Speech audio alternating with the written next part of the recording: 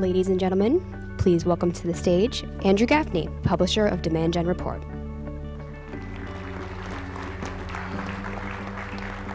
Thanks, everybody. Good morning. We have to start you out at a content conference with a little content, so hope you enjoyed that. It's going to kind of set up the theme for our agenda for the next 2 days. I want to start out with a little history lesson about C2C for those of you who are here for the first time. It won't be a long history lesson. That's the good news. It's going to be short. This is our third year doing content to conversion. We started a couple years ago, and I felt like at that point we were really one of the evangelists for content marketing.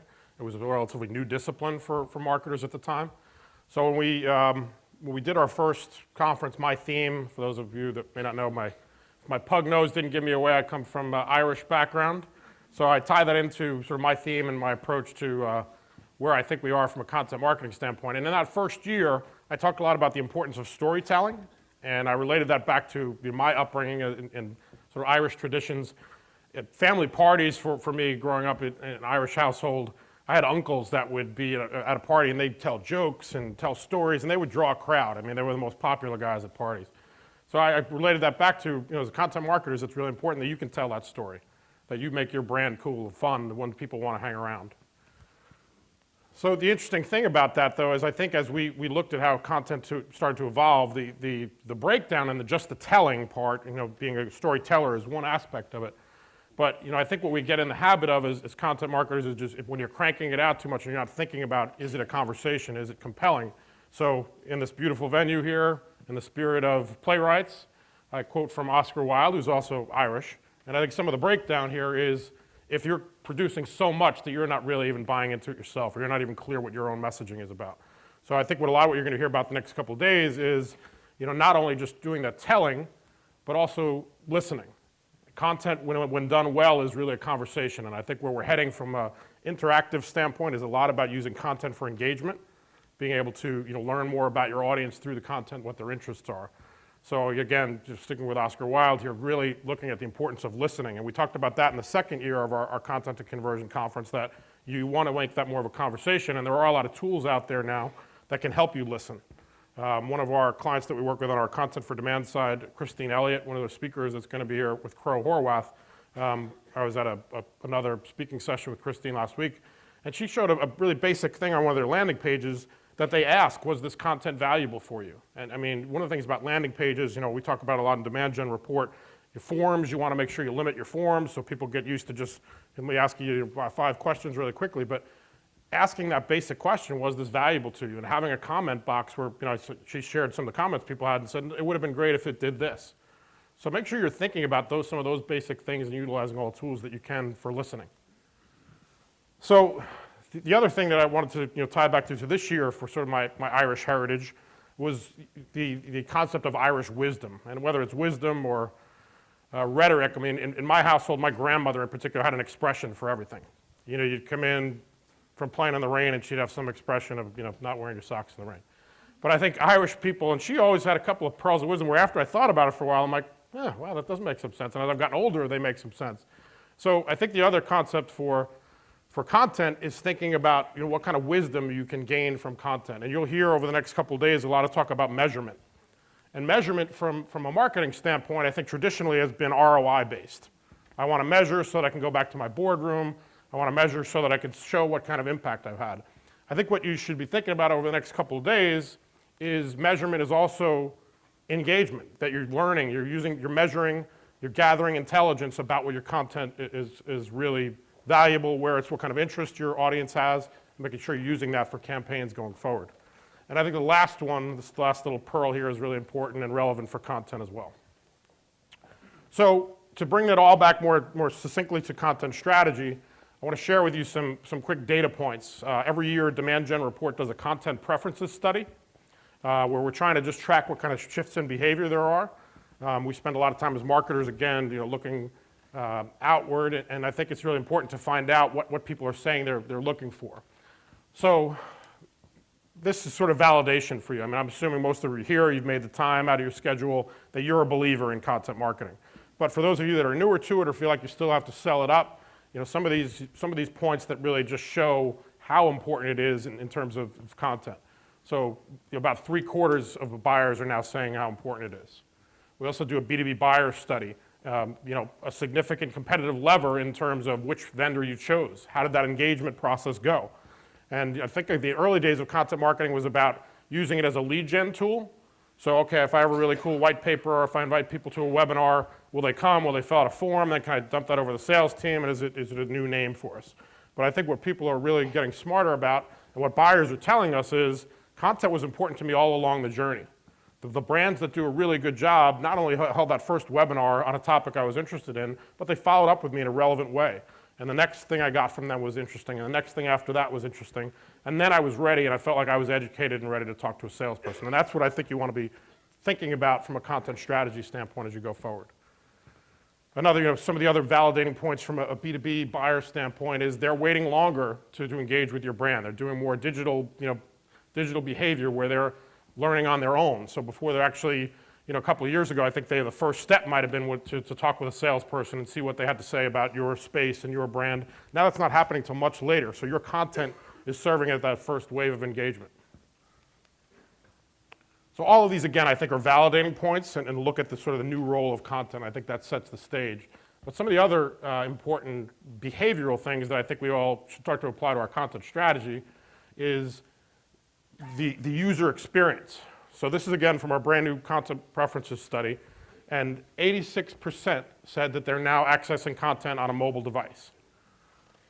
So when you think about what you're serving up from a content standpoint, I think most of us still have the approach of, okay, it's going to look this way on a computer. But in reality, a lot of times it's getting shrunk down in screen size. So are you factoring in that experience? So I think you want to think about the smaller screen. You want to think about a tablet as well, because so many of us have iPads, whatever the tablet of preference is.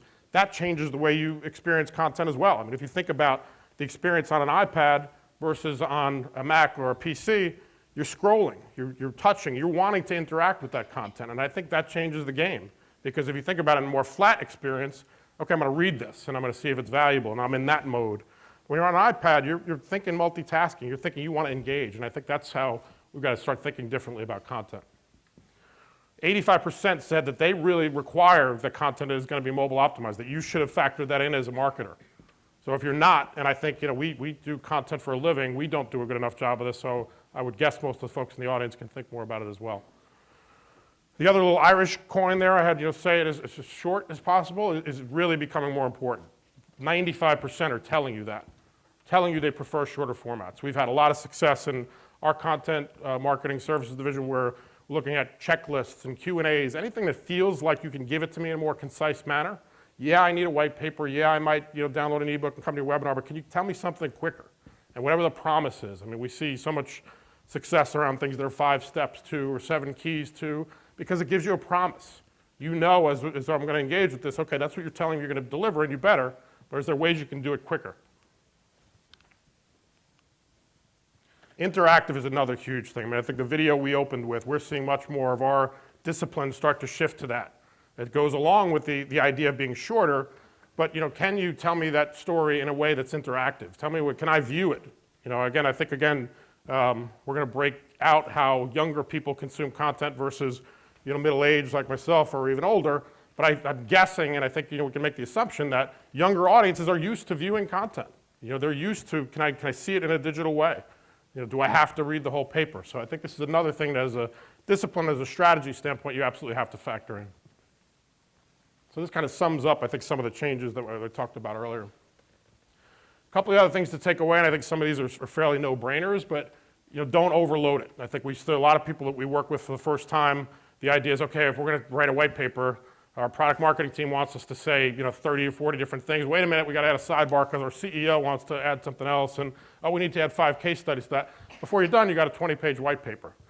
Probably has a lot of great stuff in there, a lot of great messaging, but is somebody going to consume that? Even if they download it, they're going to make the time. So I think you really got to think about not overloading. Sales messaging, again, I'm going to make the assumption that a lot of us are past that. But again, you're not talking at your audience, you've got to be talking with them. Talk about their pain points, talk about how you help solve them. Focus more on value rather than product specs. So again, if you're in any company where it's, white paper is about our new solution, you want to be thinking differently. A lot more interest in data, so can you validate it? Can you, create content that doesn't only just make some assumptions about what you want to say about the market, but is there data to back it up? Because a lot of what people are doing are building business cases with their content. They engage with a white paper for the first time and they think, okay, this sounds interesting to me. But they got to go back into a boardroom and say, you know what, I think we need this new solution and here's why. So anytime you can help them build a business case, you've got data to back it up, either data that you provide. There's some good case studies that you'll hear over the next couple of days of companies that have done their own custom proprietary research on their markets and have provided a lot of value to that market. And again, it's really important for their brand, but it's something else to think about. And the bottom line, again, make it easier to access. A couple other quick points to study. Customization, again, I think people want it and expect more of a personalized experience. The whole Amazon effect as consumers, I think, is moving into the B2B world.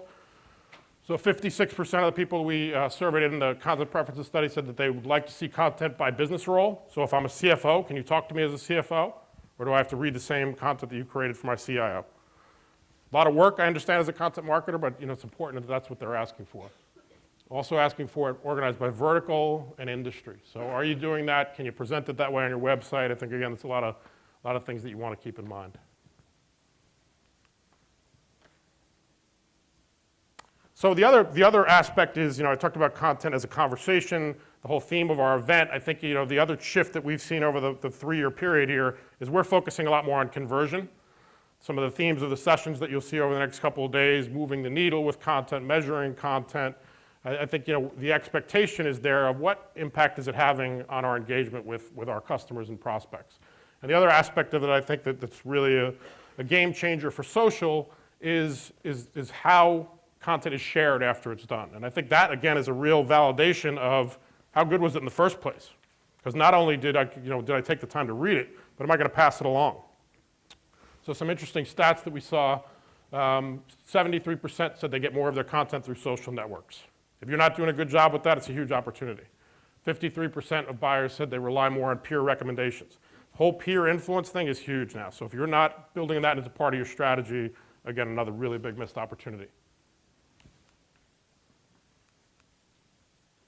78% share content on LinkedIn. I think, we see this as a pretty big behavior in our own markets.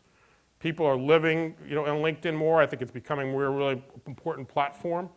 But again, how accessible are you making? How easy are you doing it? How are you communicating your own messaging on LinkedIn? What kind of presence do you have? Groups, a whole big opportunity I think that everybody's got to factor in as part of your content strategy. Twitter is also a significant factor.